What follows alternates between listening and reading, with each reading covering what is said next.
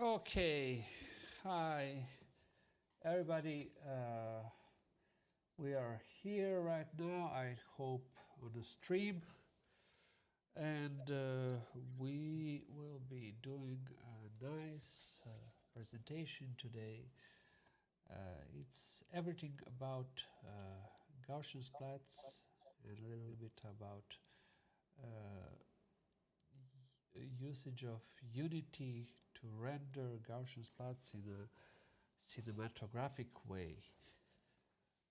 We have a great guest and my co-host, Neirin Jones, and he will be speaking a little bit about all the things that we will be doing, and hopefully we will be having some good time and learn something all together.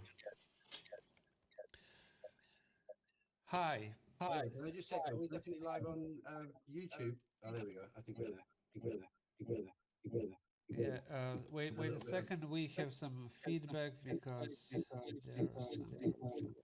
Oh my God. Okay. Ah, yeah, I understood what. Sorry, we had. Okay, right now it should be gone. We had some problems, technical problems in the last minute, but this is how it always goes. Hopefully you have, yeah. So, unfortunately, right now I'm not having any feedback on what is going on the screen on YouTube, so I will have to open my YouTube and check out if everything goes well.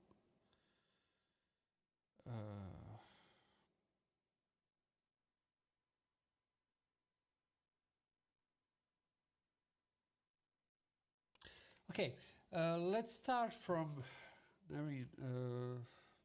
Maybe you could present yourself. Yeah, I'd be happy to.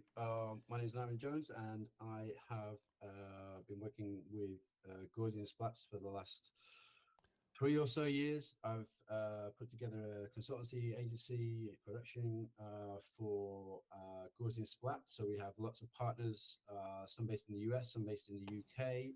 And we have been devising and working on Gaussian splat pipelines across different fields. Specifically in feature film production, we're doing a lot of work around crowd work and how 4DGS or dynamic Gaussian splats are going to be used in VFX pipelines going forward. But we're also looking at developing a lot of other spatial delivery content for XR. We're looking into music concerts. We're looking into sports. Some of the sports stuff we've been looking at, I shared with Oliver, and he's been doing some amazing work with Deckard Render. And I think the main thing that we wanted to get across today, or from my point of view as a sort of filmmaking, from a filmmaking background, would be the ability that you have to use 4D Gaussian splats and how much control something like Deckard Renderer gives you to be able to work with your images in post-production in a spatial format, and what that allows you to do, which is exceptional. I think that's me. Yeah, thanks, Oliver. Thanks for having me. I'm also very thankful to you because you gave me a possibility to play a little bit with 4D Gaussian splats, that you like to call them like dynamic Gaussian splats. But probably someone knows them as 4D Gaussian splats. So this means that we'll be working with Gaussian splats that are not rendered only in space but also in time. So yeah, can you tell us something about those Gaussian splats, how they were captured while I'm downloading file for Yeah, I could do that for a little bit. them, yeah, You want me to? I could show the video if that helps, or should we save that? I'm not sure. Well, yeah, maybe you could even show I can it. share my screen and share the video, or I can just talk some more about specifically the yeah, it wouldn't be the best quality probably, but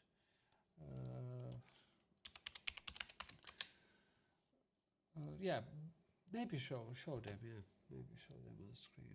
Okay. So I'll talk a little bit about it first. So today, for the purposes of this project, I shared a capture that we did earlier in the year as a dynamic or 4D Gaussian splat capture. Something that we wanted to showcase was working with sports athletes and trying to get a cinematic image quality back in, but delivering as a 4D Gaussian splat final deliverable and into a Unity pipeline, which is where Deckard Render comes in.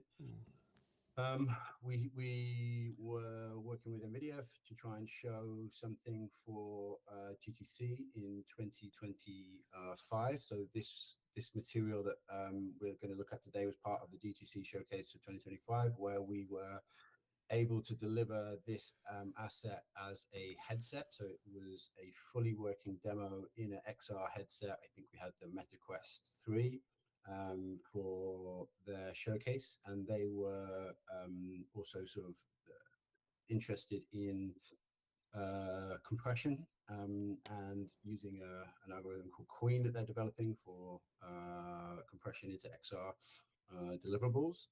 But as part of that, we were able to take the frames that we captured for that demo and hand them over to Oliver, who has done some really impressive work within them. And the most exciting thing that I think we have to show is what you can do with the lens effects and post-processing that he's able to show. I'll let him talk more about that. But I can show you now a quick sort of illustration of the capture technique. This is a rig where, well, you'll see from the video, this is a 48 camera rig. Share your screen with us. I'll share my screen, yeah. Let's do that. So I can share this. So hopefully you can all see a capture rig. Oliver, you can see that, right? Yep. Let's just check if it transfers to correctly. I think that it goes, yeah. Okay, play it.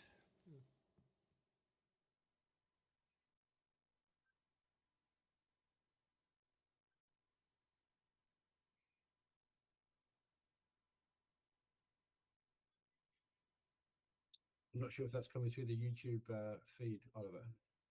What audio isn't coming, but video, the video is coming. Yeah. Or it isn't. Wait a second. You can still see your Unity page, I think. No, there should be a. Wait a second.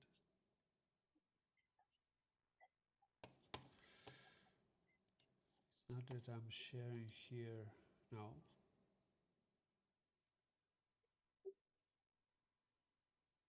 What is going on here? I'm not sure because everything broke when we did. Oh, wait a second. No, it's coming. Yeah, I can see it. I think there's a delay on the It's playback, but still it's coming.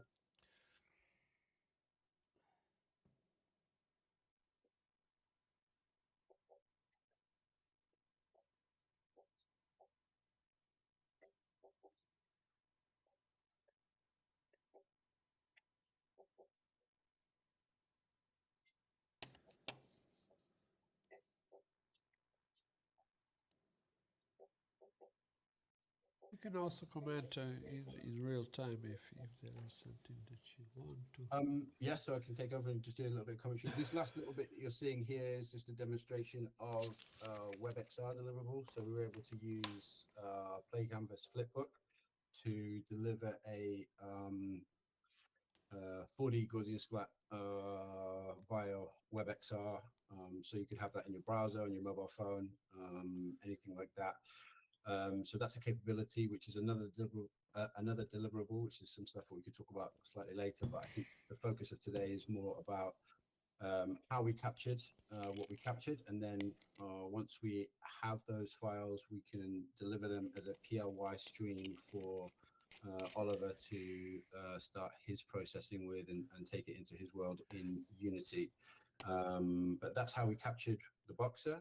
It wasn't a full 360 rig at the time. We just had a front-facing, I think it was 100 degrees, which you'll see from the assets. So it's not a full 360. We do now have a full 360 rig we're working with.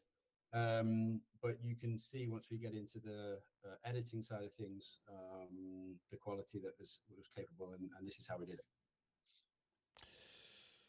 So yeah, great. So let's see a little bit how we can do everything about like yeah, we can. Yeah, I will show you right now how does it how it's easily actually to implement those Gaussian splats and edit them in real time in Unity. So here we now have a scene. Of course, I have preloaded this, and I'm using here Aras Prankevich. This is my also like a person that I know from from. He lives nearby me, like in Lithuania. I'm currently living in Latvia, and he made this great how to say system for capturing all those Gaussian splats. Not for capturing, for rendering Gaussian splats in Unity. So I'm using this plugin with over top my newest version of Deckard Render plugin that has some revamped controls and things like that are needed for that I've made just to be able to more interactively work with camera settings. This is a cool feature that it's well I would like to present right now, because most of the graphic software use a linear interface. But in my case, I wanted to use a interface that is a little bit more advanced, or not to say more advanced, but more say close to analog workflow. Why? Because when we have just the sliders, normal sliders, you don't have a precision of working with fine tuning, and this comes mostly from audio software, that VST plugins and things like that where you need to fine tune a sound, and in this case, like controlling zoom, iris, or focus needs some fine tuning.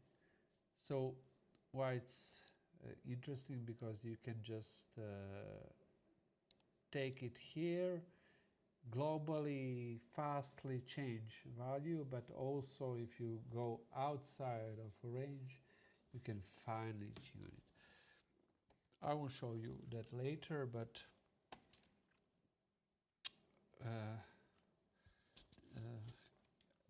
let's see if we can turn up volume. a little bit because I can see that there is some problems. Somebody says that audio. Okay, okay. Can you hear us now? A little bit better. I hope. Yeah. I hope that this will be better. So let's see. One of the things with the RS plugin, this is a modified version that I have made that supports 4D Gaussian splats or dynamic Gaussian splats. So I have imported this plugin. You can find how to use it on GitHub of that plugin. So I will just create right now here a game object. Let's call it Gaussian Splats actor, and I will just add here a component. Can we see a screen? I hope that it's... Oh no, wait a second. We should see a screen here.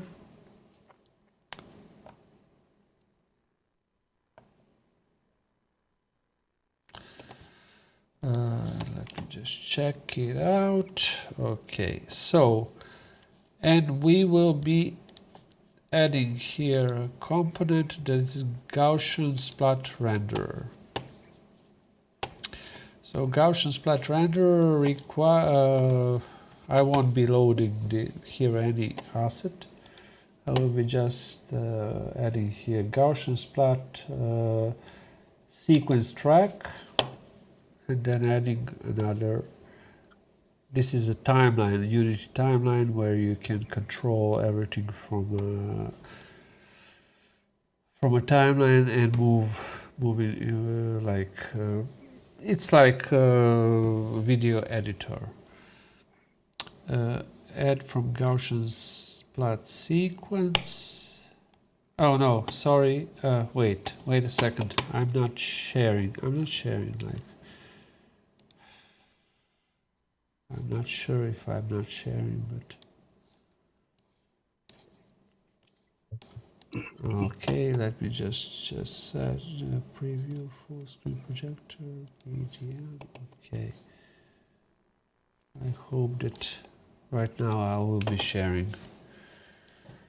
Sorry guys, we had a technical problems just a few seconds before stream, and I think it's a black screen right now, Oliver. I think that now it will come as a normal. Just let's wait a second, because it lost connection with Unity, with Unity screen. 1, 2, 3. Oh, wait a second. Sorry about that. I would have to check it out. Can we see it now? No. No, it's a black screen. Oh, right now. Okay, we have it. We have it here. Yeah, YouTube. So right now we can have add here this. Yeah, we have this Gaussian Splat actor, and we can add here this Gaussian Splat renderer, and then add from Gaussian Splat sequence. Here I have already loaded a sequence that Neirin was kind to give me, and here we have our person that is moving. In Unity, like, we have this normal screen for a preview scene screen. I'm not seeing it on the stream, Oliver. Sorry to interrupt you, but I'm not seeing what you're sharing with me on the screen. You don't see it, so I should... Wait a second. You don't see it. people see it, but you don't see it. Let me just check it out. This wasn't good.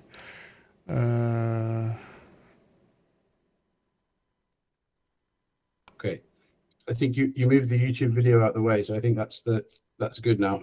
Okay. That was okay. So it's probably something on the Google side. So right now we can just use this screen.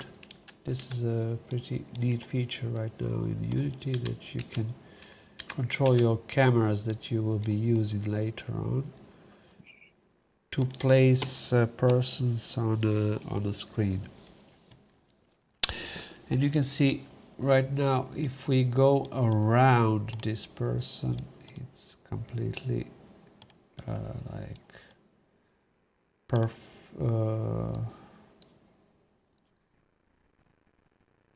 okay, so let's play it from here.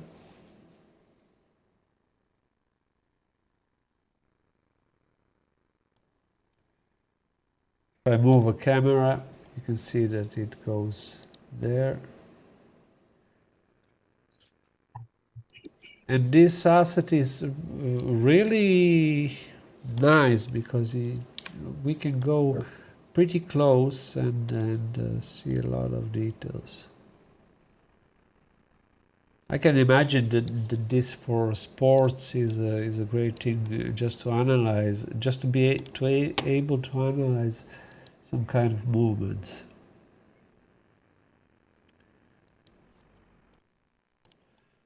So here we have some.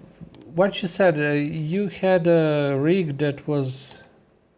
The rig was only I think 100 degrees. So at that point in time, we weren't working with the 360, so that's why you can see the degradation and the fall off as you come around the edges of the asset. It won't work from the back.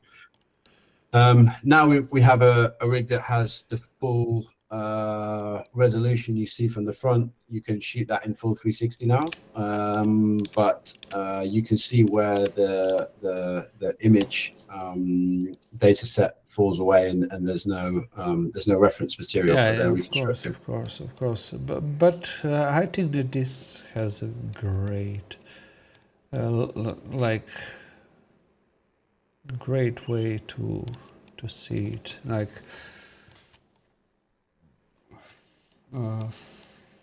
yeah, that it has a great detail actually. If we don't come too close and we just do it like here, and let's say yeah, detail here is really I can see that probably because Gaussian splats are using different types of scaling and things like that, so here I can see already that we have to flip side, so -1, just not to be on the wrong side of a thing. So let's go here, yep. Let's control camera, and yeah, now we have a perfect, okay. So now we want to add some kind of background, and Oliver, do you want me to talk a little bit about like the sort of the small concept that we had for this and what we were trying to do? Yeah, of course. So the idea for this was that we would get a full 360 3D GS environment as a background, so that you could render a final scene that was entirely made from Gaussian splat production capture techniques. So I think Oliver will be able to show in a minute. We went down and captured a boxing ring as a 3D GS capture, which is just stills cameras used to capture that. And that would provide the background for our scene. I was conscious that we needed to make sure that we lit the 40GS to match as much as possible. So hopefully we'll be able to see some detail a little bit, but I used some lighting that was trying to work towards what the environment in the scene was going to be. So it's almost like working towards working with a green screen where your lighting needs to match what your intended scene is going to be. We then decided a position of where we thought the boxer would be, which is inside a ring, and we made sure that we were really conscious of capturing that aspect of it really well, and positioned our boxer in there. And you should be able to see if you can turn I will on be the, right now loading this Gaussian if we can turn on the splat. background, we should be able to see that. And the idea was that we'd be able to get the entire scene as a Gaussian splat and then start to re-lens it as a virtual lens situation. So in Unity, we'll be able to pick some lenses to work with, and some shots and some camera moves to move around the boxer, and also to start to incorporate freeze frames of the action with continued camera moves, and then some focus pulling from certain points of the boxer's face to his glove, that kind of thing, and making sure that the background fall off was consistent for a virtual lens. There you go, here he has arrived in his boxing scene environment. And now what we actually should do is place this boxer somewhere in this scene. So I have loaded this Gaussian splat scene. I will be putting it somewhere here like this. And for example, from this side, like you said, it's not a perfect match from this side, so we will be just rotating this environment and taking it to some other place. So let's say something like this. And it already looks pretty nice and fine. For me, it looks really cool. Then I would when we activate Deckard Render, this is Deckard Render, and it has a lot of features, but one of the things, so this is a normal rendering of Deckard that was before, and the cool thing is here that you can make any focus work, like iris. You can control iris, you can do a blurring. Like here we are focusing on a person, and we can zoom in. How it would work on a real footage. Then we can zoom on the background and get a consistent image. And this is for me like a little bit nicest thing to try it out, So you can already see that most of the things that are going on with Gaussian splats, and for me, personally, Gaussian splats look somewhere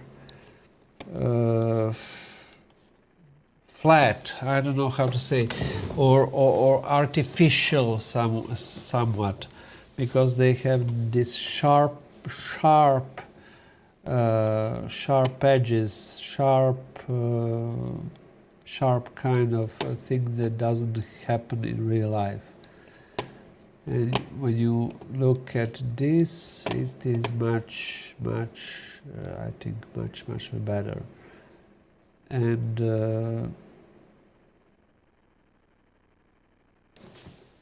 Yeah, but and right now I'm a new feature of a Deckard Render is this one, that we can use a denoising feature, because how Deckard Render works, it takes a lot of samples of images from different sides to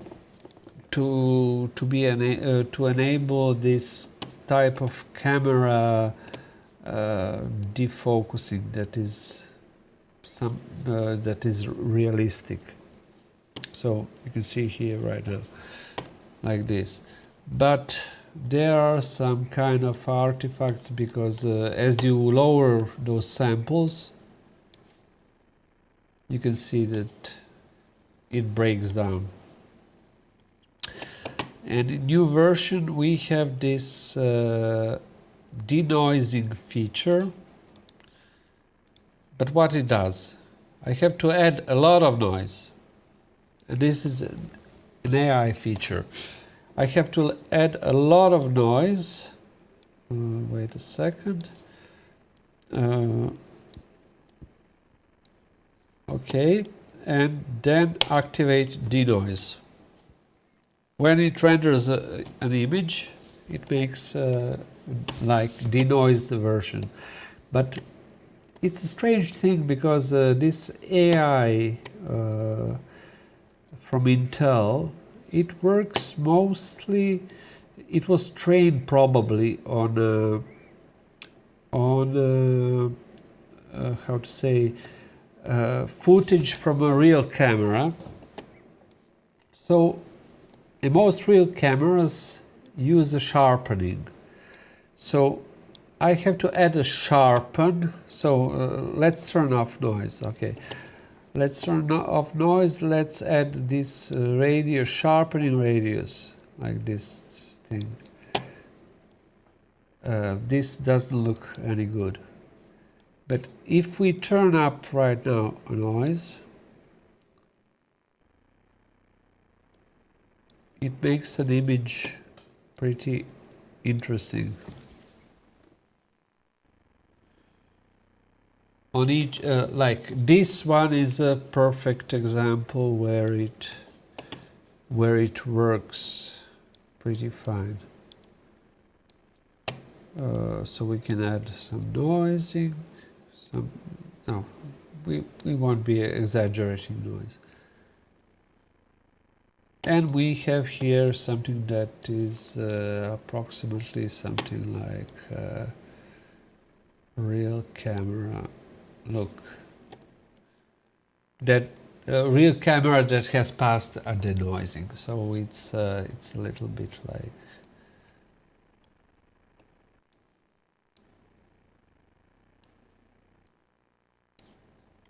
It's a pretty natural image. And then we can also here, what is important, like have we can shift an image, shift this focus plane. Let me just check it out, because like, okay, let's focus on the background. Okay, after the noising pass, it looks quite realistic. Of course, when working, I will just bring it down, this denoising, and I will be doing some kind of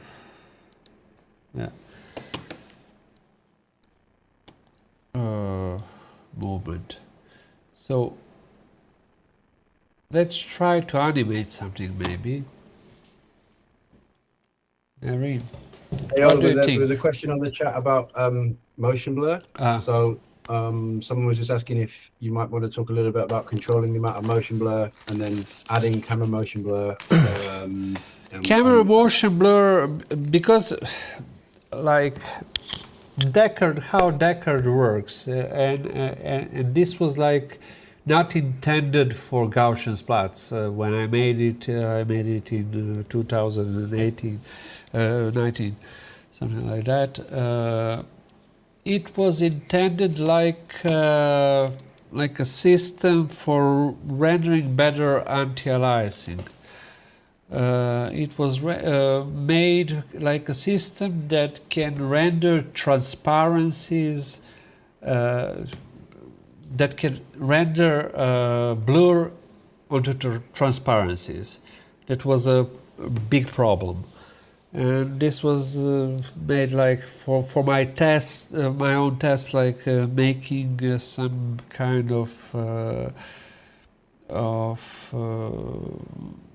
remaking movies. Actually, I was there trying to remake Blade Runner movie, so I had there a lot of problems with anti-aliasing and with aliasing, no anti-aliasing. So I made this to overcome those problems and to overcome problems with transparencies.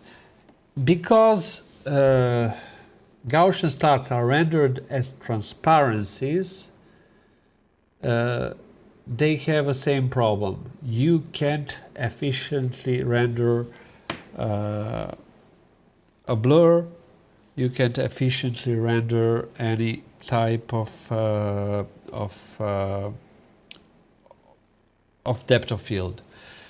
But because this system works like rendering hundreds of images from different points, it is almost like ray tracing in some way.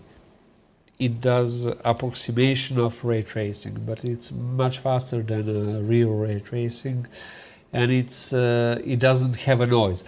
That's why we have to add a noise to make something like work better. So this is like without a noise, rendered image without a noise. This is like rendered with noise and then applied denoising. So okay, let it finish. Okay, yeah. So it looks somewhat better, but actually, yeah, we don't need it too much. And motion blur gets rendered perfectly in this type of thing. At the end of this workflow, we will be showing how we are rendering, what will be final output.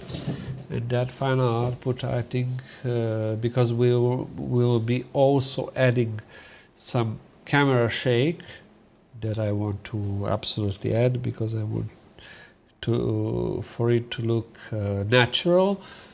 Then you will see that camera movement looks much more natural and not jagged and not requiring too much frames. So for that to do, we will have to add here this camera and then set add animation track. I have also noted that we have this background environment that is also flipped on one axis. So let me just check that one. Minus, okay, -1. Okay. So let's rotate it. No, wait. Well, no. Scale. -1.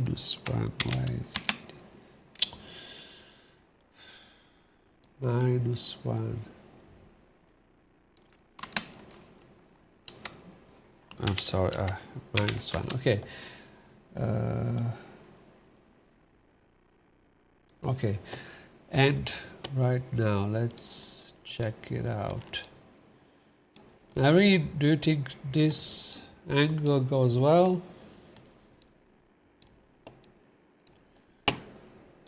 For our... Yeah, so what I liked was actually if we could come around the punch was something that I was hoping to try and get to. Yeah, So, So a nice tight angle where the arm comes out, and we could do something where we stop at the end of the glove and throw the focus back to the face, maybe, and then come around that. yeah. So let's see. Maybe. No, I'm just trying to understand what is the best. Maybe from here we could go, because I liked this this point of here. Okay, and yeah, you can see it right now here that it breaks because we have one Gaussian splat, and Gaussian splats doesn't know here how to behave. So one of the things that we will have to do is duplicate this environment and then create another object, 3D object, cube, let's say, and add here Gaussian splat. Wait a second. Gaussian splat cutout. So this cutout will practically turn off one thing and turn on another. So let's see if we can just scale it, something like that. I will have to just split this Gaussian splat here into two Gaussian splats. And I don't need here this cube mesh render. I just need this type of okay, for now I can even keep it like this. So this environment, I will turn off one of those, and then I will add here a cutout. Gaussian splat cutout, he will already tell me that this is a cutout. So you can see right now that if I move this cutout, cutout, it will cut all the Gaussian splat. So like this. We need it much bigger because we want to show a background. Okay, we will be splitting here our Gaussian splat, and then we'll be just making it a little bit larger, just not. And then I will be creating a new duplicate here and using this cutout for a first plan of Gaussian splat. So practically adding here plus. Hey Oliver, do you want to just? I think it's not live. You could go full screen on the UI if you wanted to see that easier. I think I can see video of you right now. What? You don't see it. Sorry.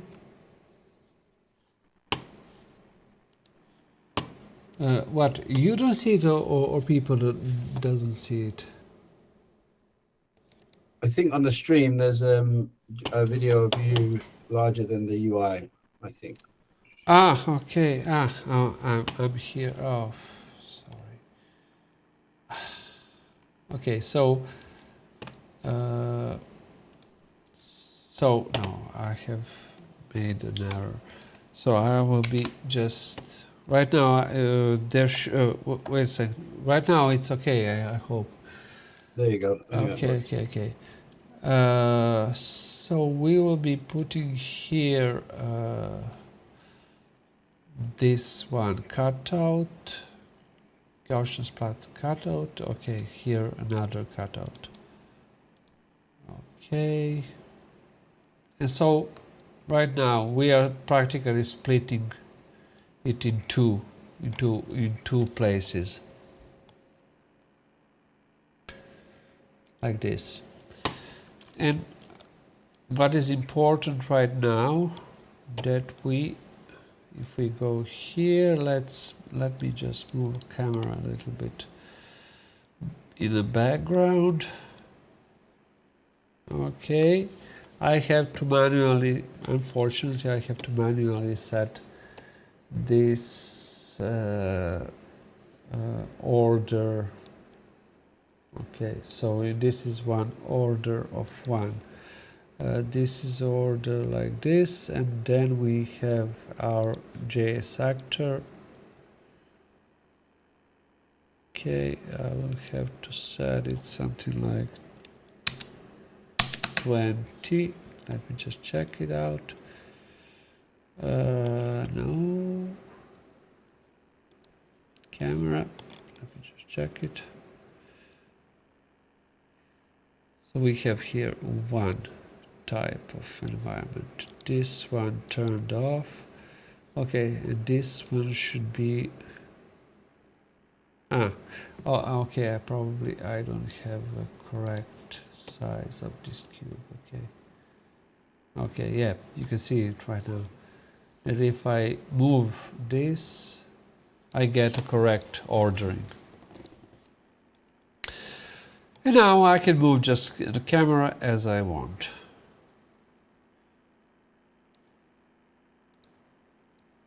Tack. Okay, let's see it here. And then Deckard view. Let's focus on a person.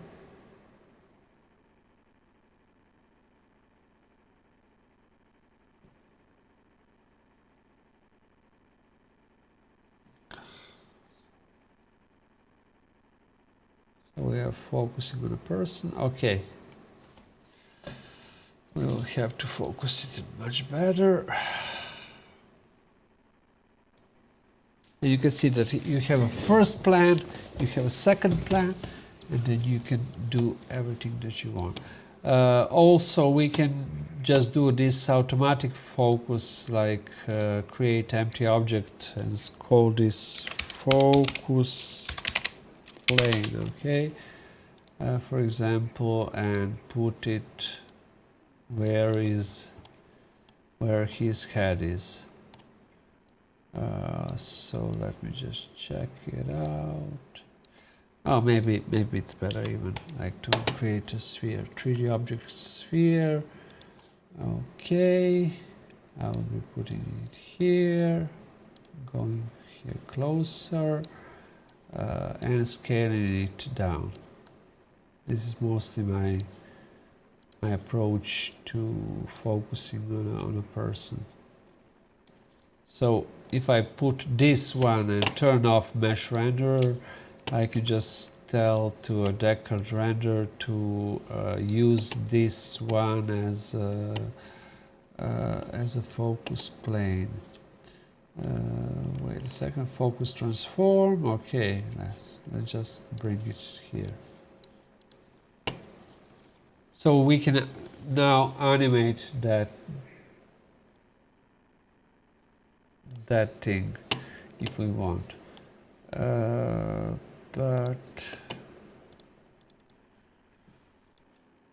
But I like also real focusing. So let's try to make animation from the start. And also, yeah, I would like to move this actor, rotate it a little bit because I don't like this angle.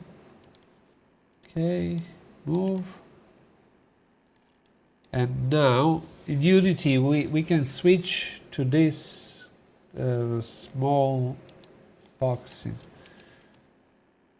and get this type of view.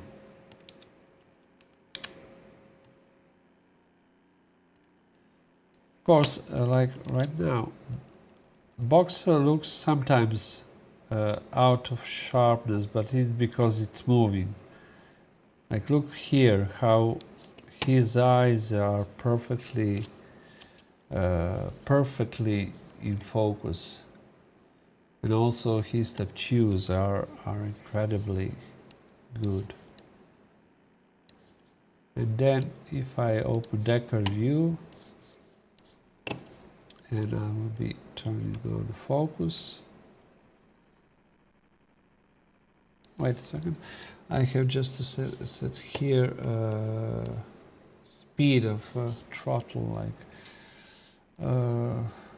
these are some settings on a Deckard Render. Okay, we can set him completely in focus. Of course, here we would need some lower amount of iris. Like this is normal, 1.40. Then we have also here some. Oh no, let's try. Let's just bring some animation here. I will just turn it off in timeline of Unity, and then just try to move the camera. Let's move it for a start like this. Let's move it a little bit here. So now we have this motion. It's not a perfect. Okay, yeah. Then let's go and move to a next keyframe. So I'm using this view to move it to any keyframe.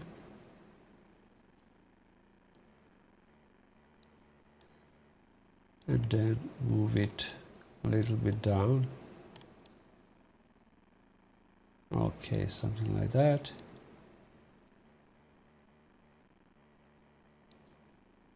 And then somewhere here.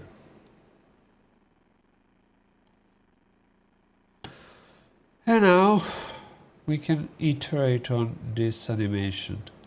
So we have him here. We can go a little bit further. Like here, maybe we want to, let's put a little bit of focus here. Focus, yeah, so that he isn't out of the focus. Here it's okay. Let's keep it. I will be just adding some keyframes here just to be sure that this doesn't go out of focus. Okay, yeah. Oh, look. This is really nice detail here on a hair.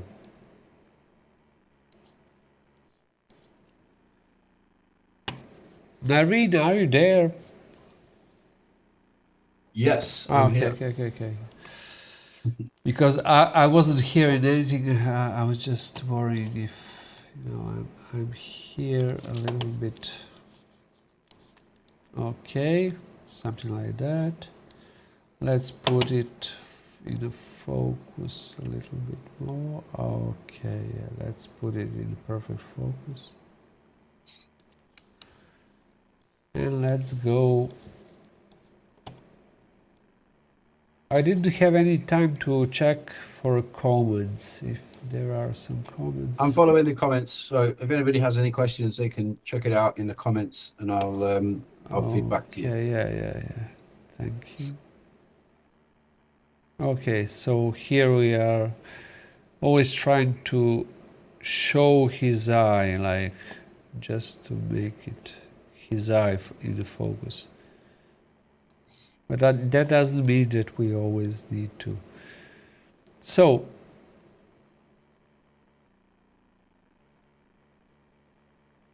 yeah, this looks okay. Maybe here also we need some kind of focus in the eye.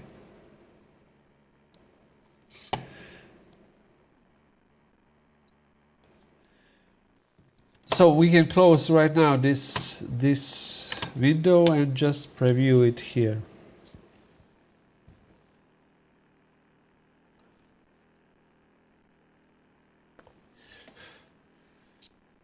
But you can see here right now, I like, even if I pretty normally like this kind of motion of a camera, but I would like a little bit more of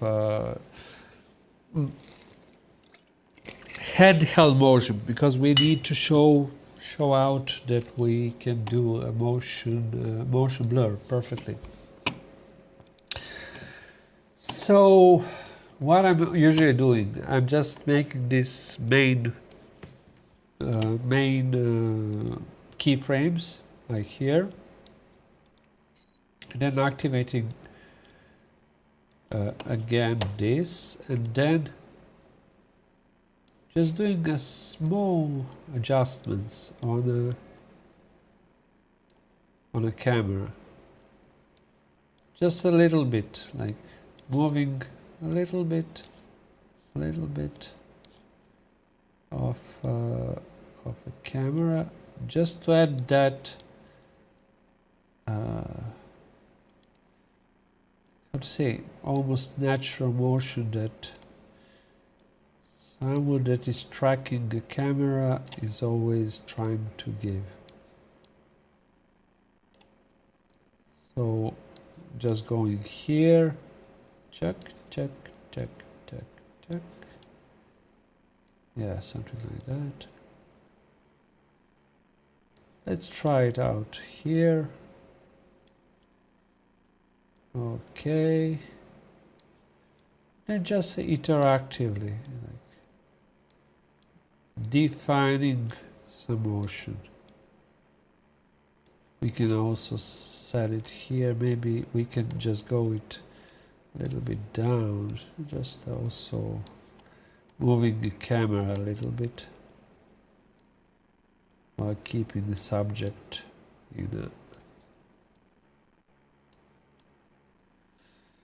We can also add some kind of a wobble, like side to side, but I don't like to add that one. Mostly people that are filming are always filming from a shoulder, even if it's like so they always have a horizon pretty stable. So it's not like rotation is rarely happening there if it's not something. Okay, here for example we need to move a camera because he here moves. Oops. Okay, let me just check it out. Let's go a little bit below. This is Oliver, so like one of the things I was going to mention that's kind of interesting about the camera moves is that obviously what you're doing right now is you're like fine tuning the camera move to the specific shot that you've got. So like if his eyes are not in frame, you can get it so his eyes are just perfectly in frame and reframe and make minute adjustments so that you don't kind of have to choose between different takes of where you nearly got it. You could basically make a perfect camera move after the fact, after the performance, based on the performance that interacts with it.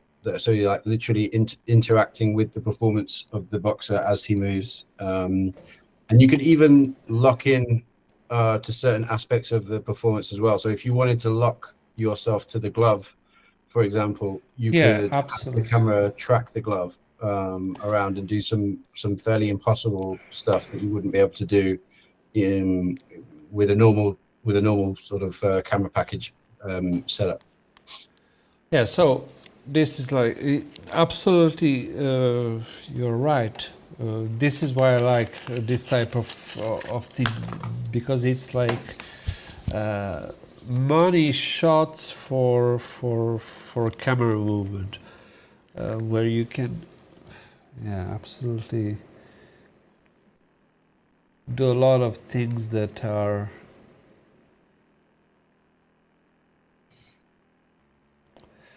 but this right now, like, I don't think that it looks exactly like like here. I don't like it too much, but you will see when we render it, it will look much better because of a motion blur. Because right now we are looking here scene without a motion blur, and this looks somewhat false. So if we open here Deckard view, okay. Maybe we can also play a little bit with another thing. Stop motion. Yeah, you didn't do the freeze frame and maybe a focus pull as well if you wanted to pull focus from the face to something else in the scene, like the glove or something.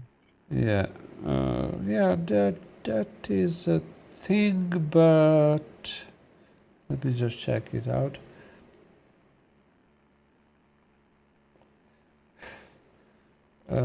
Deckard view. So yeah, you can see a difference between this image and this image. It is, and right now we aren't using any advanced color correction. So this is, for example, a color correction that we can use here. A lot of filmic stuff like. And we can also already see that this grounds up much better. So we can just like set up a little bit of this filmic things. Then we can activate this noise. And one of the great features of Deckard is that we can add over this, after AI finishes it denoising, we can add this film style, and this creates a natural grain like the one of the seen in the films. It can create not only grain, but it creates also halation and those effects. So any of these styles, if we go and change them, let me just check it out. You can see here that we have these settings where we can set for each channel what is doing and what is the halation size. For example, halation size, and this absolutely, when you look at a close, it looks like a photo, like a real photo.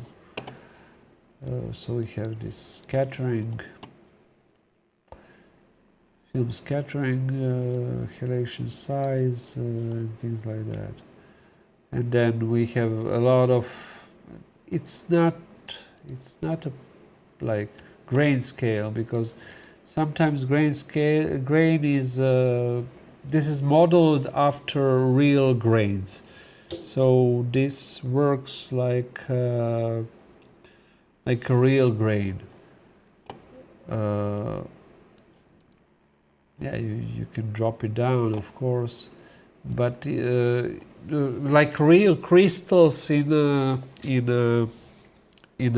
film.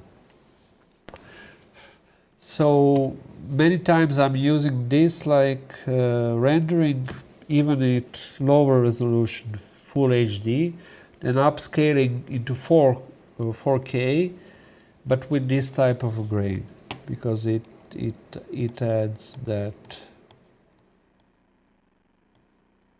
You can see it here. It adds this type of a field that is. Unfortunately, this doesn't transfer really well on the streaming. For example, if you are streaming video or putting on YouTube, you shouldn't be applying too much of a grain. but for some effects, like if it's a high quality stream, then you can apply it. And then we have some other things. Let me just check out what I wanted to show. Okay, let's try animating this type of motion effect, like matrix effect, maybe to this frame. I will have to open here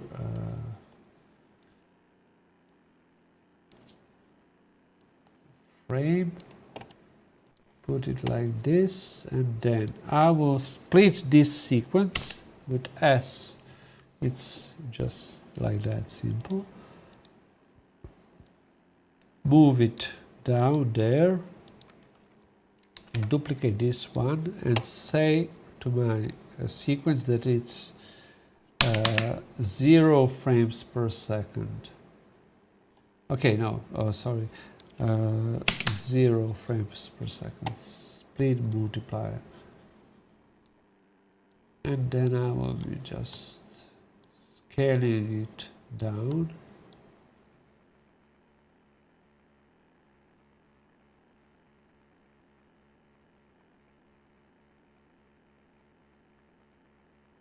Yeah, something like that. And then just keeping it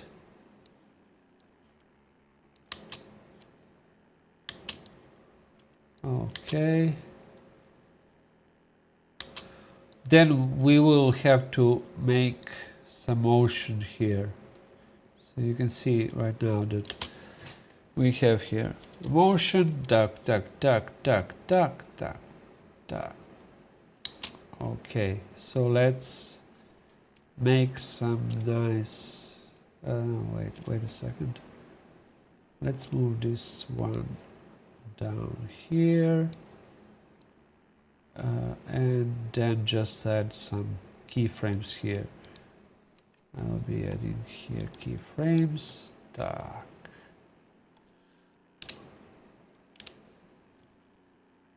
Okay, something like that.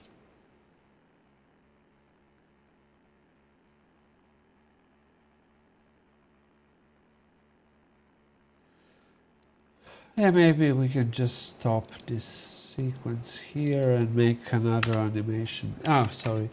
Another animation here from those keyframes, because it's not important right now.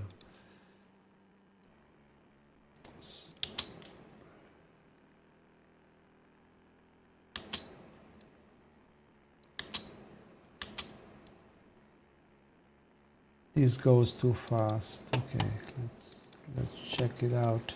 Let's remove these keyframes here and just create another.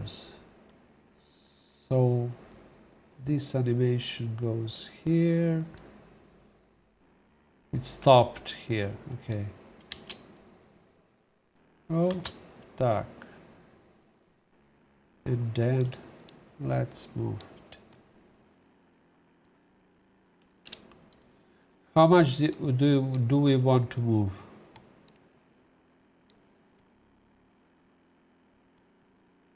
Okay, something like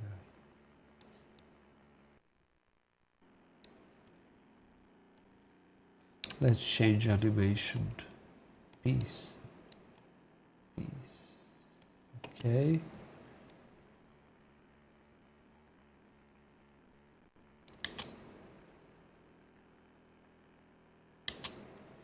It's too fast, maybe. Neirin, are you there? Yes. Okay. I mean, like if you're asking for input, I would say I like it when it moves quite tightly around the glove, so maybe not too far out, but you have more of a like angling around the glove, so the attention is on the fist being thrown. Okay, yeah. You're right. We can do it like, wait a second. let's just disable those frames. So let's see. So it goes there. It stops. But wait a second. Okay, so now we should go backwards and wait a second. Okay. Ah, sorry.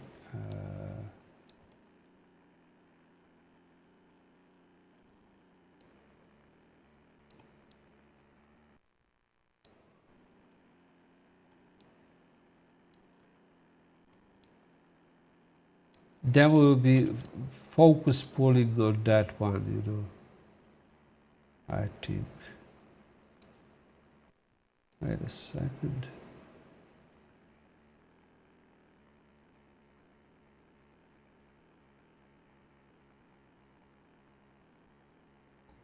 Yeah, that's nice where you move around the glove and it's really close to the lens at that point.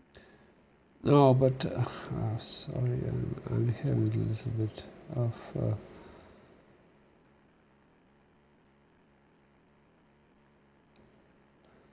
something like that. Let's move it a little bit more. Yeah, we have here a lot of latitude to make some kind of movements. So maybe even just trying out some extreme things, like going even onto what wouldn't be possible for a camera. What would be possible for a camera? What wouldn't be possible? I think tracking to a physical object that's in the scene, so a glove or a face, you couldn't possibly lock into that move. And camera move wise, probably speed and the degree to which you would turn. So if you wanted a motion control rig, it couldn't be physically close to the boxer like you are.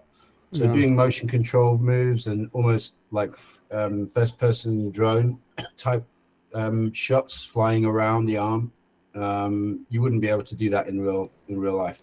Yeah, probably.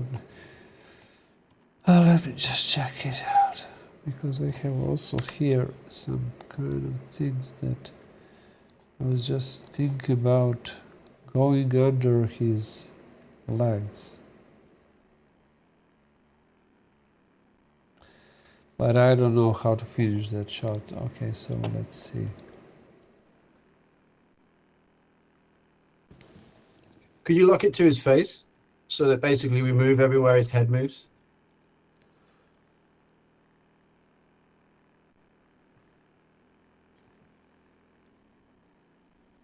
Where it heads moves. Wait a second. I'm sorry.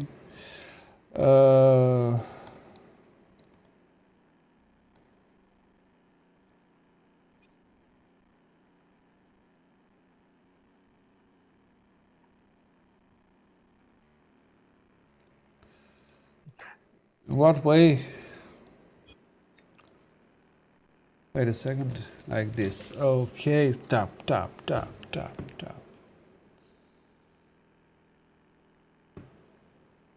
That's cool. But it's not cool because here we have some.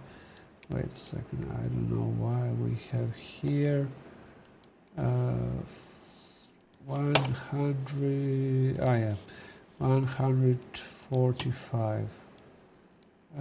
145, yeah, something like this. No, sorry. Start.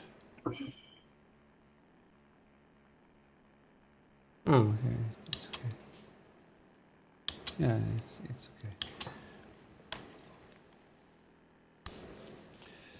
okay. But for example, this is where rendering with Deckard goes well. You can see here that those Gaussian splats, they are breaking a little bit. Well, like there are a lot of Gaussian splats here. You can see here right now that when you apply this type of a camera, it works pretty well. Even if we can also apply, like you see here, right? This part, it is breaking a little bit. It's normal because it isn't natural. Like also here we have something breaking.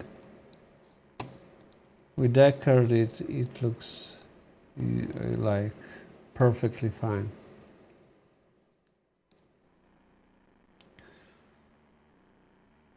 Wait a second. Okay, so we're going here. Wait, let me just check out.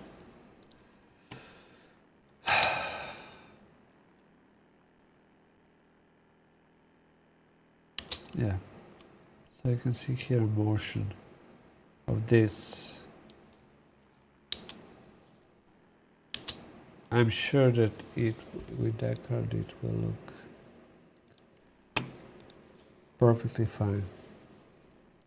You see that it makes it. Okay, yeah, something like that.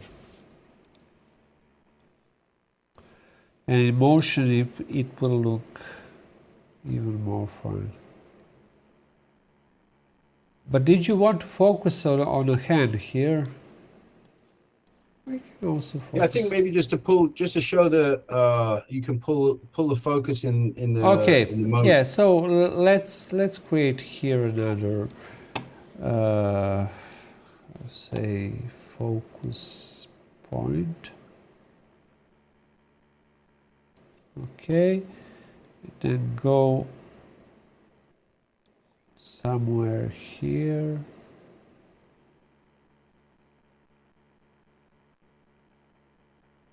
I'm open for every suggestion, so if there is someone that want to make it's almost like if you were going for a live effect, like you've added some let's say handheld type effects of movement, but you would also be chasing the focus. If you were hand holding it, you would try to be pulling focus live, and sometimes some of those like moves are interesting just to be able to come on and off the face and back again. Okay, so here we have to go back to it's like adding imperfection back into it so that you feel like it has that sort of human touch to it. Yes, absolutely. This is important thing.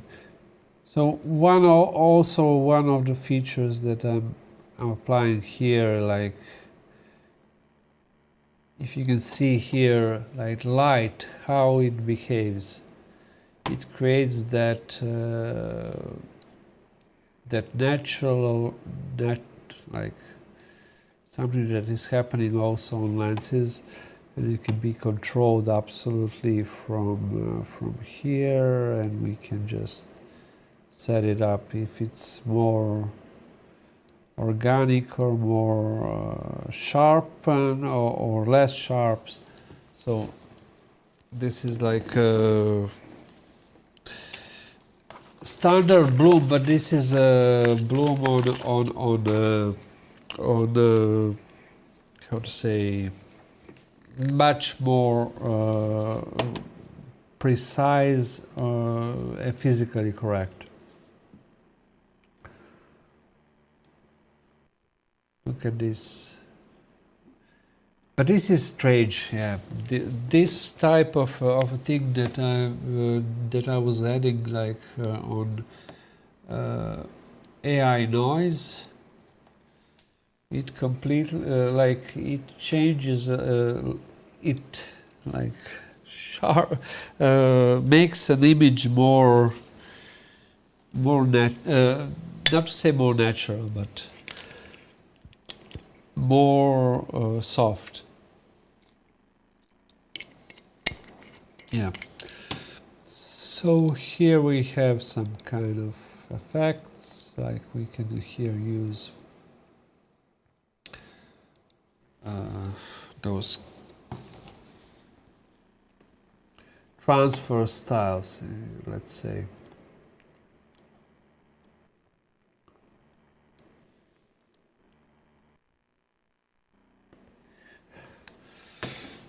Okay, let's not add so much noise because we don't need it. It's so much. Okay.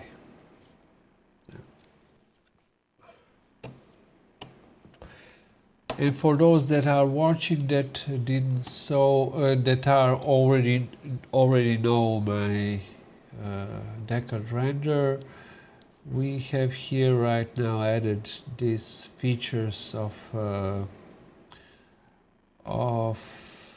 guides, for example. So we can just add guides, move them up, down, and things like that. Well, wait a second, I just have to drop down here quality, because right now we are in streaming and my graphics hardware is like screaming. So we can just add here guides if you need for anything, and they also snap to standard guide points, and this is a cool feature. And also if you zoom in, you can also see all the pixels like in Photoshop, so that you can pixel peep if you need it.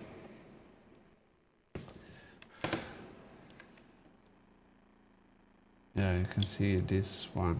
Like, okay, so if I don't need these guides, I'm just showing them on, but maybe I don't need them. I can just drag it off from the screen.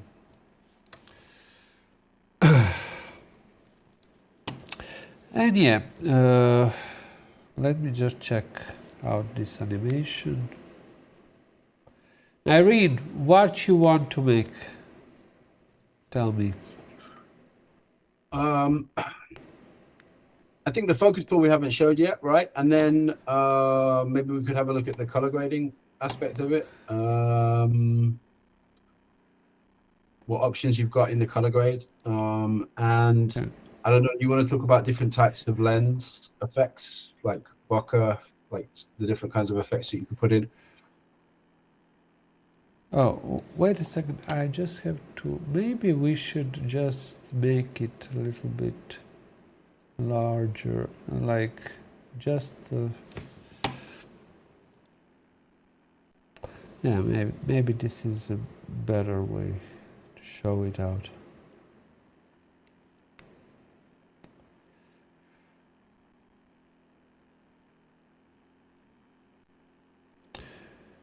Do you want this kind of an output or no? Or through the legs? Yeah, I'm not sure. Maybe not. I probably wouldn't choose that one, but I do like the move around the boxing glove and that frozen time moment. I think that works really well. Yeah. So let's see. Let's drop it out and then just make some other kind of motion. Okay.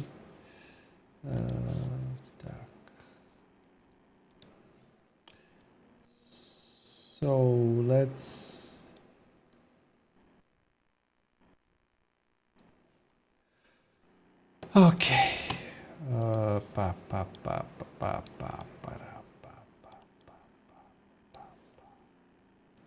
Let's make some kind of maybe we could go to something like when he hits at the end, that it goes to its punch. Oh, wait a second. Just move. Let's move the camera a little bit like there. Here I will have. Hey Oliver, do you have access to the live chat? There's a couple of comments. I don't know if you want to address. It's not really my. Okay, let me see. But if you want, I can read them to you. Oh yeah. Oh.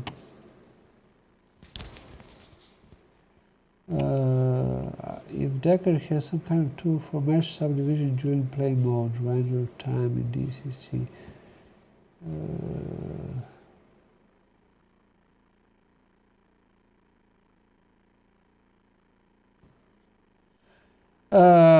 Well, it will be having something like this. Hi, Iron. I'm sorry, Iron 90. Okay.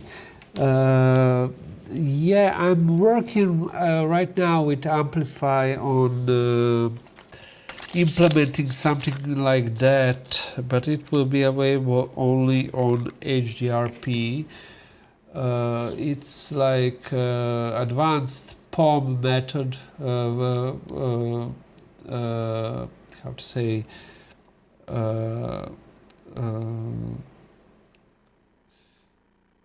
POM, like parallax occlusion mapping, but it will be much more like advanced, because you will have ability to do zeta sorting on POM mapping. But it's not only for this. I'm just trying to resolve some kind of things and making some cool shaders for this type of thing. You will always have to use as a base normal normal meshes, but it will have this type of displacement that is really cool, that will cast the shadows and everything.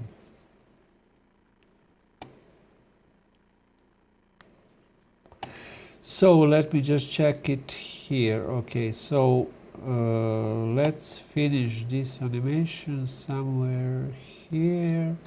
No, okay.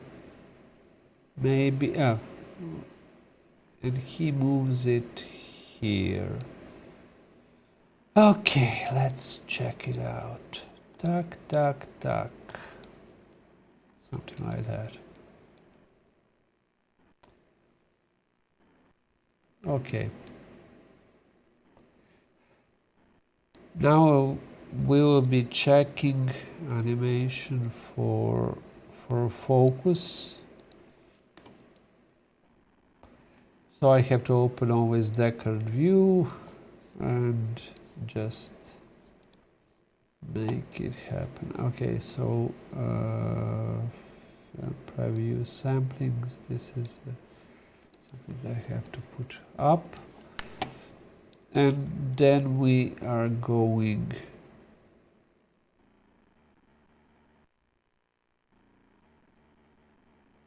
let's see where we can go with those. Maybe we can just put it a little bit out of focus just for sake. What do you think? Yeah, I think just like I was saying before, just rocking the focus, just to just for the demonstration of doing it here, how you would do it. That the fact that you can do that, but like you've done with the handheld animation of like trying to put in some like humanistic element to it. I think if you were hand holding, focus pulling this, you would get little buzzes here and there, and that might, you know, add authenticity. Let's do it here, like this.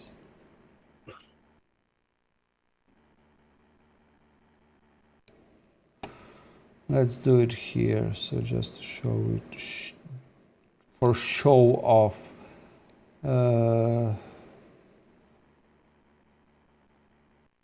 Okay. Yeah, here for example it little bit breaks up those Gaussian splats you can see here. But I think that if it's just a few frames, it actually doesn't matter. So I will be better like, okay, doing something like this. And then making a focus on a hand. Okay, focus on a hand. Okay, yeah, something like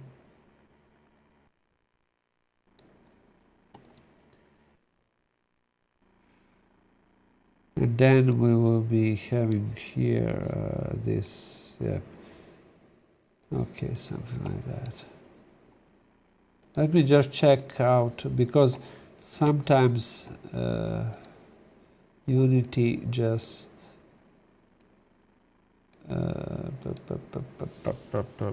animates some things that should be animated, so I have to clean them up. A Deckard batch size, yeah, this isn't needed. Batch groups, no, it isn't needed. Okay, so this is a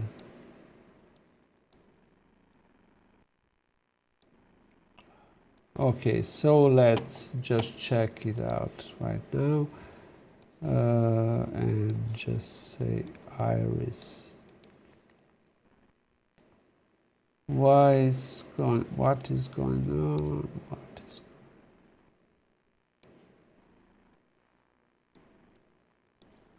okay, yeah. Preview samples. So I'll be putting these preview samples something much better.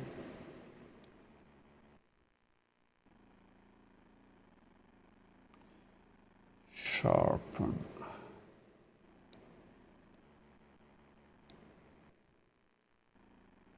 But it's strange how this AI like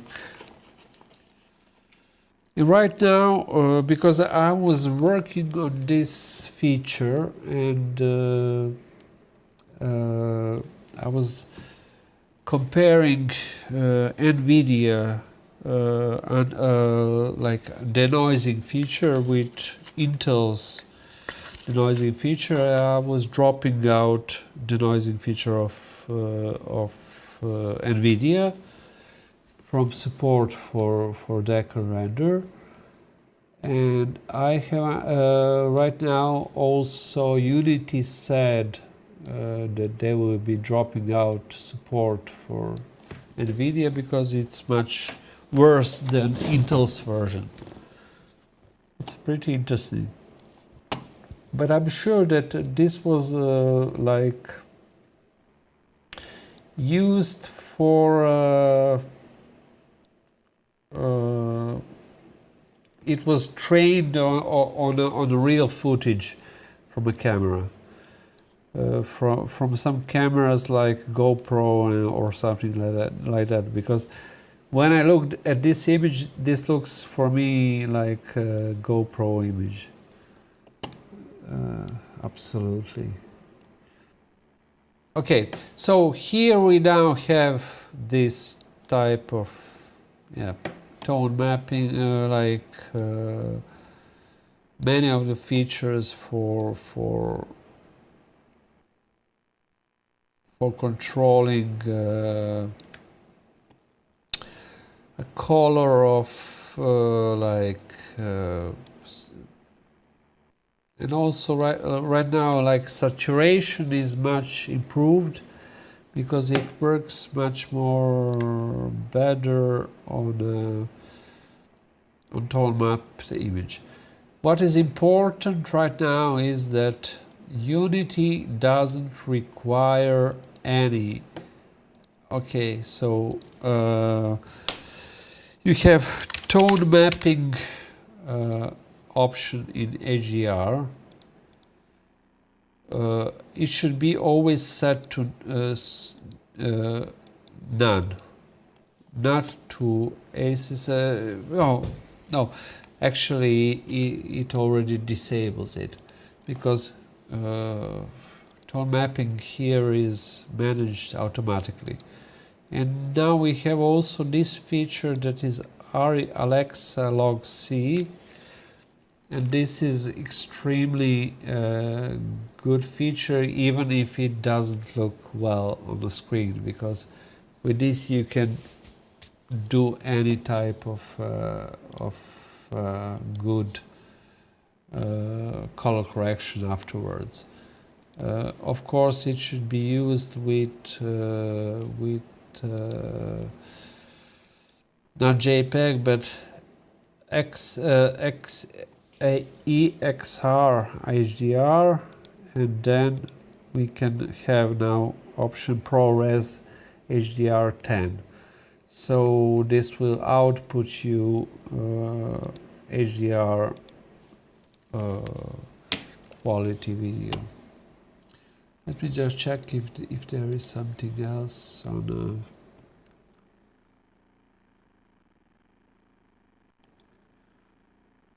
okay, so yeah, this is something like that. Let's check with Neirin.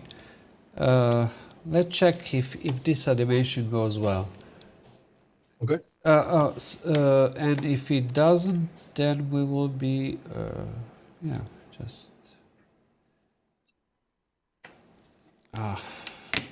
I have pressed play. I don't know why. Unfortunately, I didn't have to press this one. Oh my god. I want to press play on the timeline, and I pressed on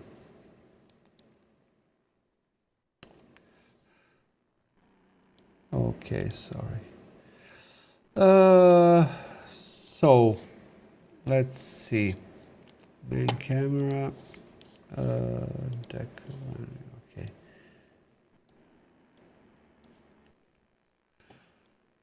Let's turn this off.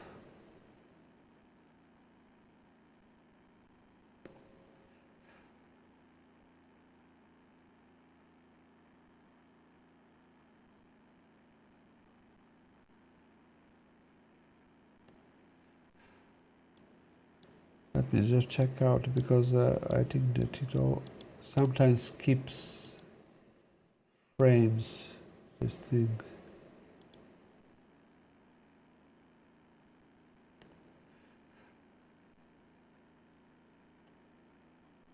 Maybe we should add some more motion to a camera here, like handheld motion. What do you think? Yes, that was good. Have you spoken much about the camera motion blur that you can add as well? Well, that will be done in a final stage when we are rendering. But yeah, it will be okay. Let's just move it a little bit. Let's add some noise on this motion.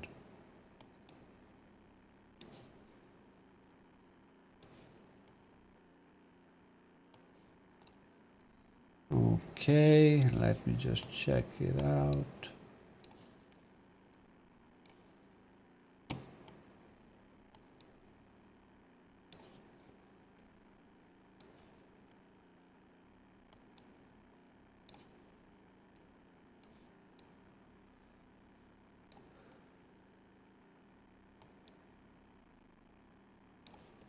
Okay.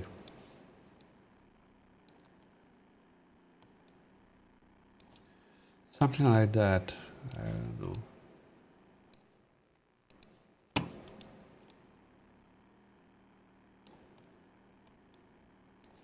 Okay. Let me just try it out.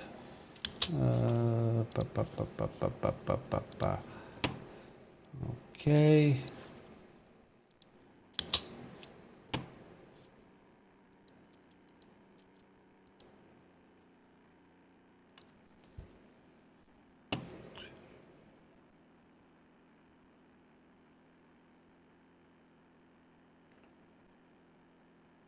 No, it doesn't look.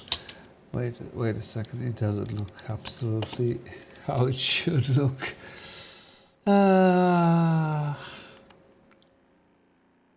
Deckard Render focus distance. Okay, so let me just check it out.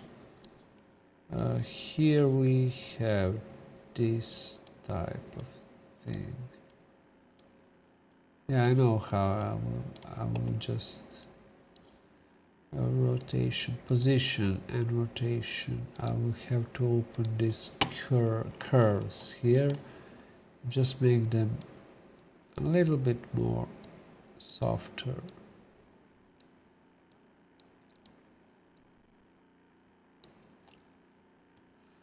Okay, rotation curve, position curve.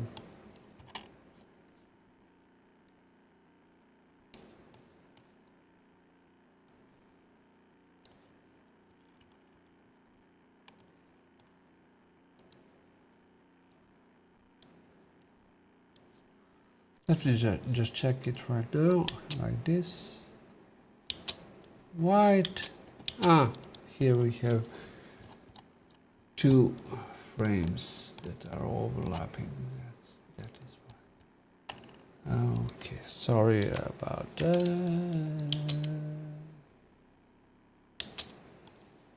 Okay, so here we need some other frame.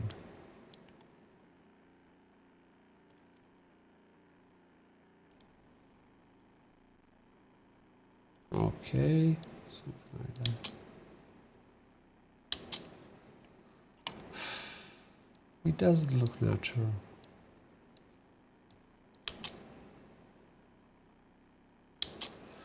I have to shift some of those frames. Rotation frames doesn't have to be at the same point as positional frames. So this is a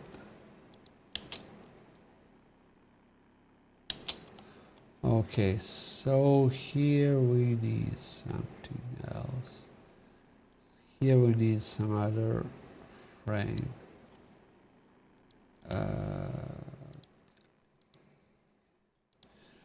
Let me just check it out.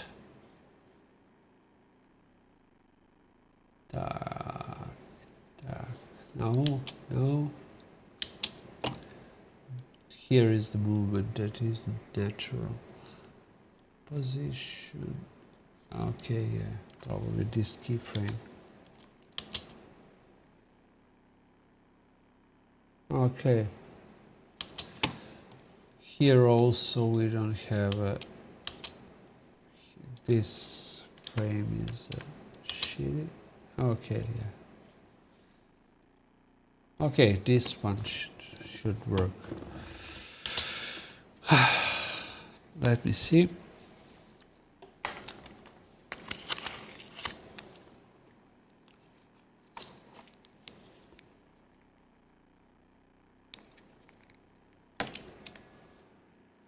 Okay, yeah, this is much better. Just check timeline FPS. Timeline FPS 25. I have to set this one to 25. Okay, so that it doesn't. 25. Okay. Let me just check it out.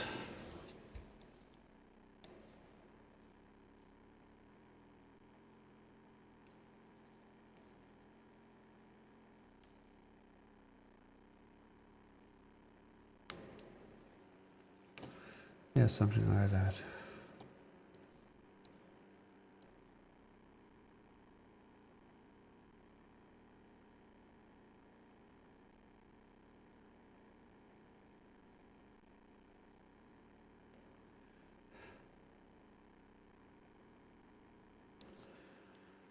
Okay.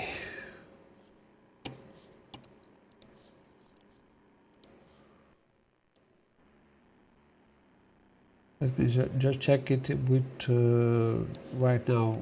I have to check focus pulling. Focus pulling is okay. Here.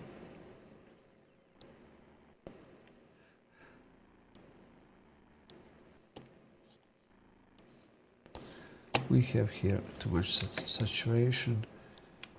Right now, for those that are using, how to say, Deckard Render, most of the values have those default settings with shift. You can set like iris with a shift. You can set a focus. No, focus you can't. But those that are like normal settings for camera, for most camera usages is automatic. So we have here this one. Okay, sharpen radius. We should drop it down. Okay, and then we will be rendering. After this finishes, I will be rendering everything. I will be setting. What is here interesting, because you have this throttle thing. One of those, like if I set it to maximum, then it's like immediate, much faster result in a viewport. But if you set it to something smaller, then it requires much more time to be rendered. But this is done because you can, in this way, if you're working, for example, on a laptop, you don't want to be too much heavy on your graphics cards, for example. So let's try it out. I think that Neirin, do you have anything to say interesting, like to share with us? Well, we still have the, I can share a video of the work that we have to go on if you wanted to get to that as well. We have some more of this stuff coming. But do you mean in terms of what we're looking at right now with the boxer? Yeah. Well, like if you want to change something or to get something. I don't think so. I mean, obviously, I think the thing for me, like in terms of what it adds to the filmmaking process, is just the flexibility and the absolute control that you have. So, like a lot of the stuff that we've been like looking for in terms of use cases for this is around sports analysis. So obviously, you're able to really focus in on detail of sports and how people move and what a performance people have done. And to analyze that really well. And obviously, similarly in a feature film use case, you would have the ability to capture once one performance, allow your artist to move on, and then you are able to you have infinite control of that. Once it's captured once with this system, as you're demonstrating here, you have infinite control. You can do multiple shots of the same take of the same action, so you're not struggling with different takes trying to cut them together, and you could shoot 1,000 shots of the same action. So it's interesting from a sort of features perspective as well. It's that absolutely. Infinite fine-grained detail of control that you have for a single performance, and that comes into play when you have high-profile sports stars, high-profile music artists, and actors, where their time is precious and you need to get it once, and then you have all of this time to work on it. As we've been, working on it for 2 hours now, we can't do that on the studio. You can't spend that time to make sure you have it like that on set. So knowing that you're happy with the performance and then being able to have that in the bag infinitely for you to be able to go back and get whatever you want from it is a really exciting way to be able to capture and shoot. Yeah, absolutely. Yeah, that's why I'm excited about this technology, this kind of ways. Yeah, but I was thinking right now, I just wanted to add some other things to this, how to say, shot. Like here he is going like this, but I wanted to go outside of a ring a little bit, maybe. I'll be just adding this type of a thing. Let's say here. Okay, so let's go like this, something like that. I think that it's a pretty cool thing to. Why I don't have any more? I don't have any more anything on screen. Yeah, like this. Ending it like this. What do you think about that? Yeah, it's nice to reveal it and push through the ropes there, which would be impossible to do, obviously, because you'd get entangled in a real camera move. So something where you pull back. Maybe even, yeah, maybe even like, yeah, this is a cool thing. Going below, something like that. Wait a second. I have to edit this animation. Wait a second.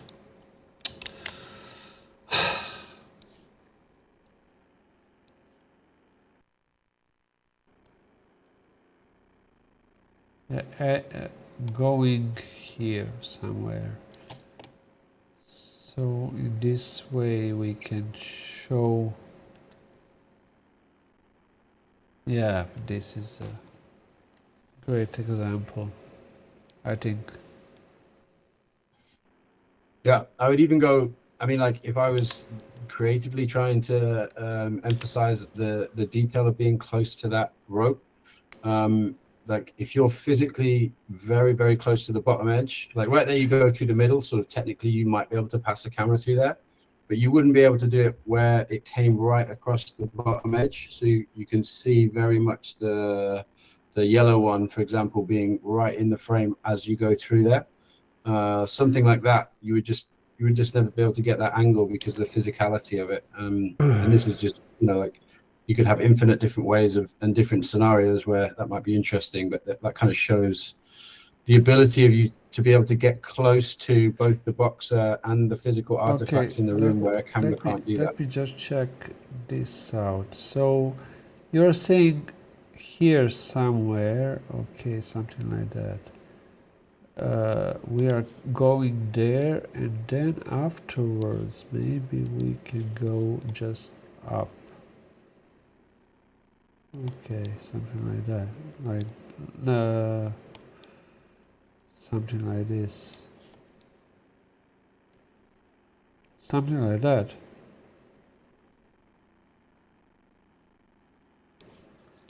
Yeah, just the proximity to real world objects that you couldn't bring a camera close to is another feature of this. You just have complete flexibility to be literally anywhere you want, as long as you captured it well enough. Yeah. Let me just check it out.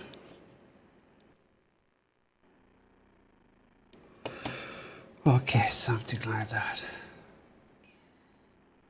So And this also, I think that it transfers pretty well on Deckard, because you see right now if we open Deckard view, it will make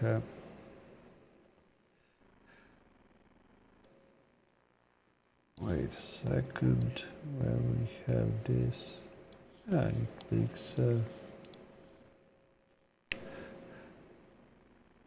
you see, like a cool effect, cool depth of field. I really like the bloom of the light. I know you talked about that, but that's a really nice feature. You can get that bloom going. Yeah, it is extremely like. So let me just check it out. Maybe let's just check it out. Check out a little bit of those colors. I won't be needing so much noise. I think that I can just render it out. Okay. I didn't pull a focus here. Okay, on a person. Maybe I should put it more on a person focus. Yeah. Maybe, yeah.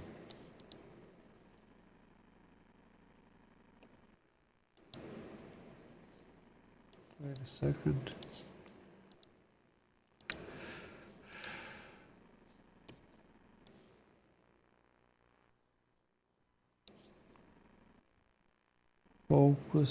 Focus, where it goes. Okay, focus. Let's put it on a person. I have to activate here, and more on a person.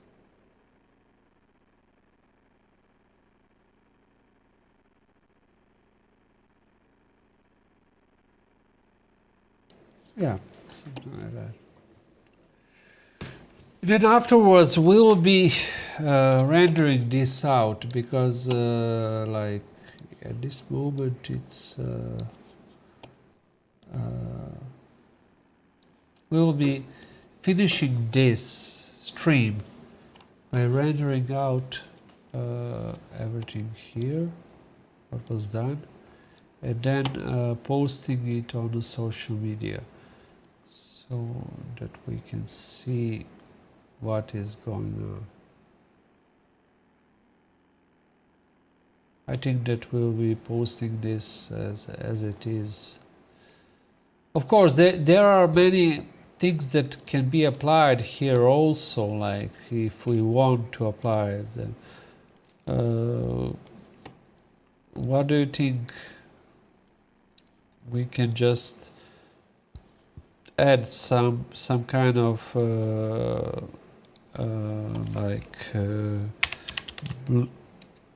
bloom, an additional bloom, high quality, let's say threshold intensity.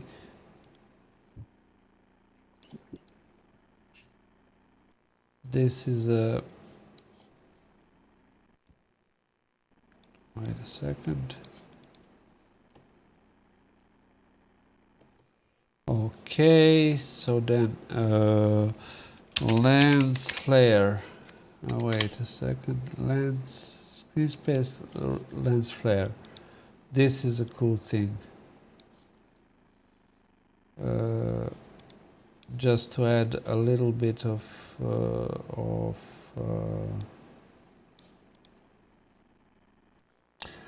let me just check on this screen down here, because from there I can see it much better.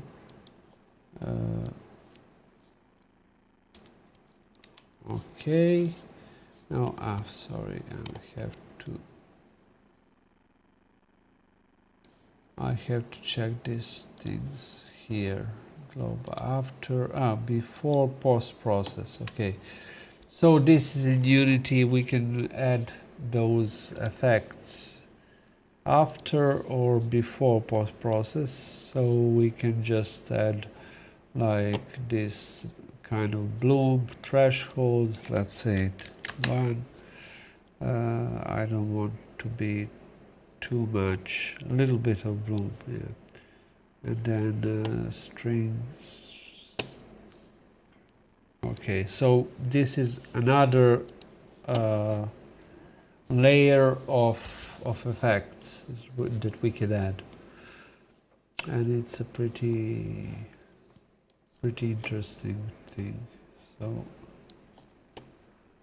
maybe it's too hard. I was going to say, it feels like quite a lot of bloom that way. Yeah. It's too hard. So let's set it to intensity. Just a little bit of, and then we can also then we can also add some let me see, just post-processing. What would be vignetting effect? Procedure, okay, center, okay, intensity. So this is like making a little bit things different, even more photorealistic. Just a little bit of so lens streaks, okay, threshold. Okay, never mind.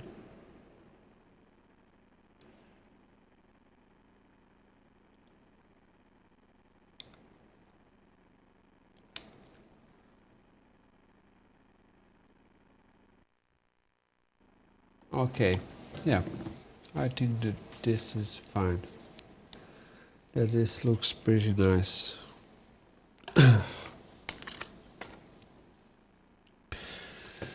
So the next thing that we'll be having to do is super sampling. Let me just check it out. No, never mind. Throttle, okay. Yeah, I think that we can just put it on a render and expect something pretty cool. Let's just check if, because I always tend a little bit to over-exaggerate depth of field, like blooming. So let's put it something much less, and then try it out. Yeah. Not too much. We don't need it too much. So this iris is aperture of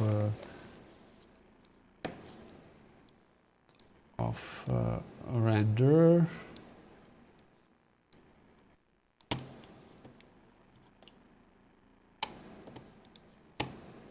We have lost here. Yeah. We wanted to lose here. Focus pulling, okay. I'm just going through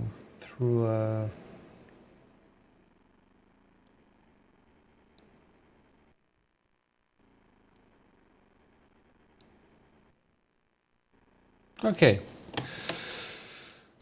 Do you think it's okay? Neirin, you wanted to show it's something? looking good. I mean, I think we showed everything that you wanted to show, and yeah, I think it looks good. I hope so, because of course it always can be better, but when you have too much time and too much space to do those things, then you are maybe losing. I may be losing. Okay, yeah, maybe not so much sharpening and noising and noise. Okay, and this will be pretty fine value. Okay, so let's see how we should render this. Rendering this is a simple thing, like saying here render boxer for stream. Okay, and then it will be rendering out this scene as a thing. Next times I will be showing you much better workflows, because we have some other workflows that are incredibly powerful for rendering out things. And You want to take a look at that video whilst we're rendering? Yep. I just put on a rendering, and then I will be showing your stream. Wait, can you share your screen? Yes. Yeah.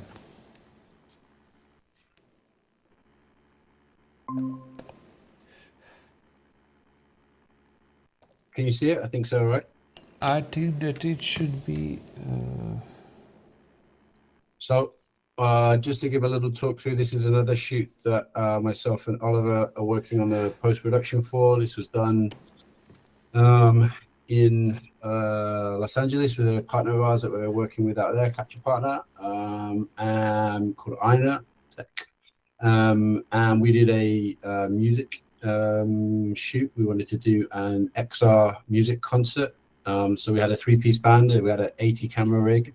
They were Red Raptor rigs, and then we captured the band, and it came out incredibly well. Some of this is just some cut and paste of the band, so you can kind of see some of the workflow.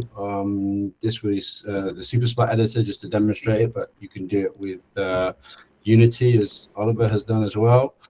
And then you can just see briefly some of the workflows and things that we've been talking about today here, working with the three of the band together, and this is where it really comes into effect, where you have like multiple people and you can do these camera moves through and past them and pull in the focus. And then I just wanted to show you a quick glimpse there of some of the final product, which was where Oliver has built us a CG environment and some CG lighting, and some of that is what we'll be going on to talk about in the next project that we release. So yeah, if there's any questions regarding that, in fact, I don't know how long I can stick around now, Oliver, but be happy to field a few questions, and then obviously if anybody puts questions on the video after the fact, we'll try and follow up on that, or on the LinkedIn, we can follow up with any questions people have about the capture side of things. Do you have any questions, Oliver, about it? I don't have any questions, but if someone has a questions, it will be nice to speak about those. Yeah.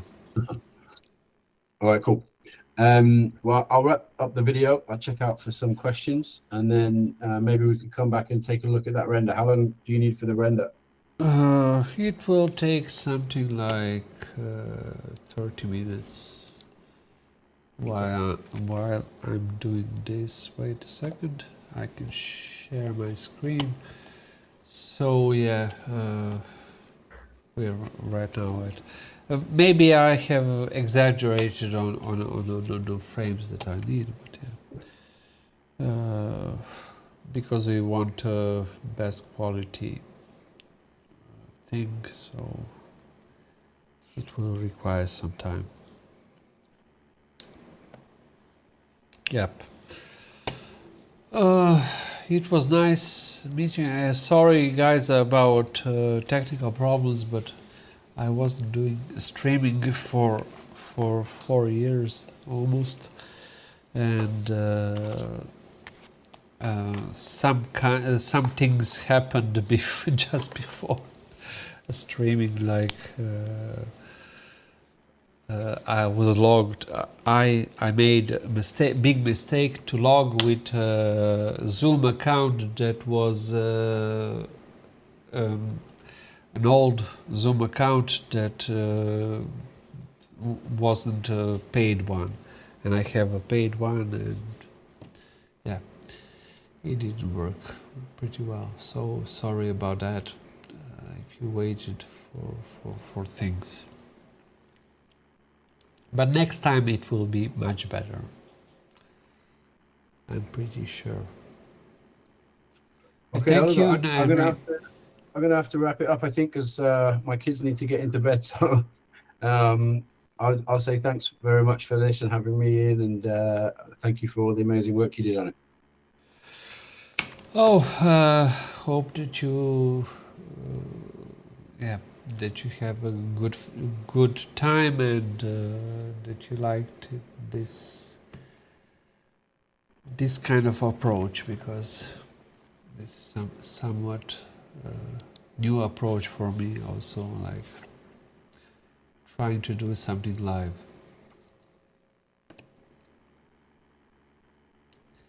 All right, thanks, Oliver. I will catch up with you, and we'll follow up on any questions that we get in the comments.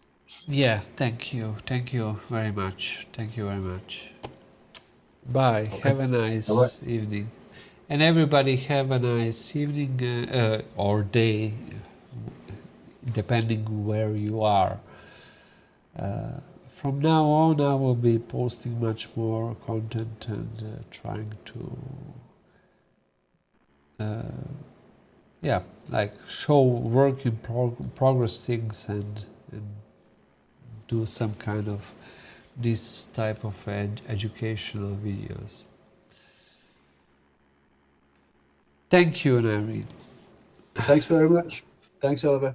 Bye, Bye-bye. bye, bye.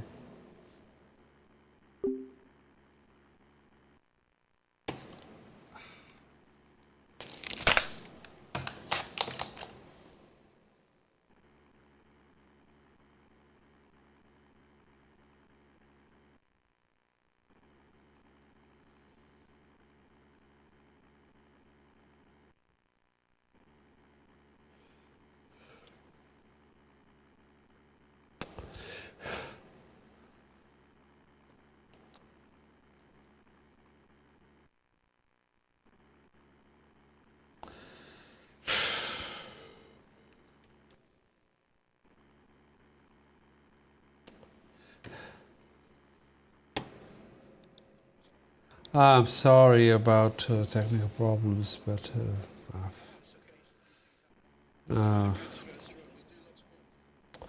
yeah, but I think that overall it was pretty nice. Like,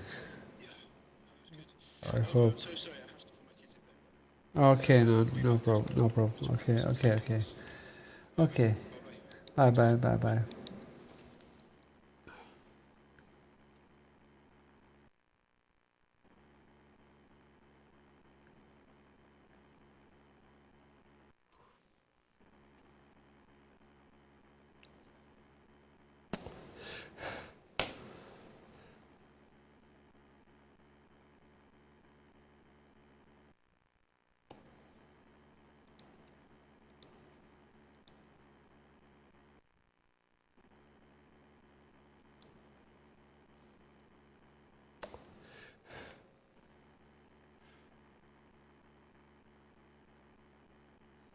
Put an adjustment layer over top of your entire sequence, then you apply a LUT to that adjustment layer, and then you tweak accordingly, and then you export it, and then maybe you make some adjustments and you export it again, etc.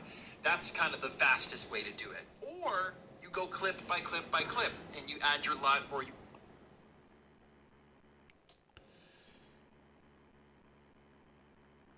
add different LUTs depending on the lighting or where you've shot.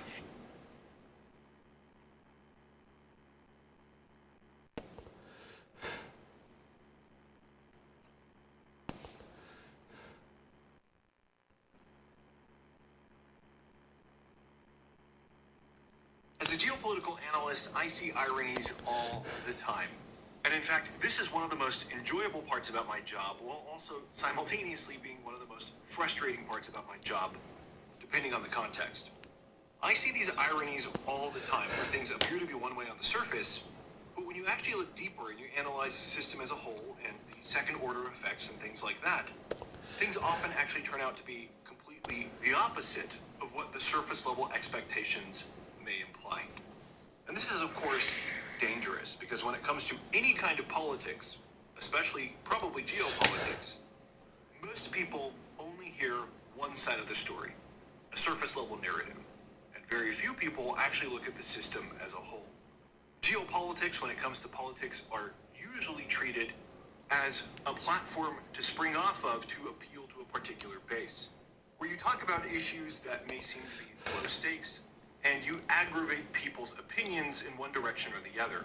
And your goal is not to arrive at the correct answers, but your goal is to move your political base in one direction or the other by simply adopting the opposite platform of whatever your opponent might adopt. Right now, I am currently observing one of these ironies in real time, where it has now become undeniably true that the average American has lost more money by not giving money to Ukraine than they would have by simply supporting Ukraine in a more thorough and a more meaningful way. And I get it. When I say that, that might at first sound like narrative spin, but I promise it's not. This is the result of system-level thinking, looking not just at the top-level effects, but looking at the downward effects and what happens, what are the consequences of a decision as it plays out across the geopolitical system as a whole.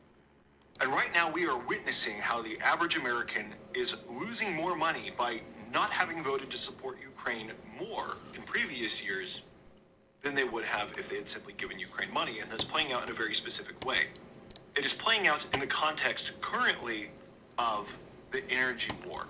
The energy war that started, the energy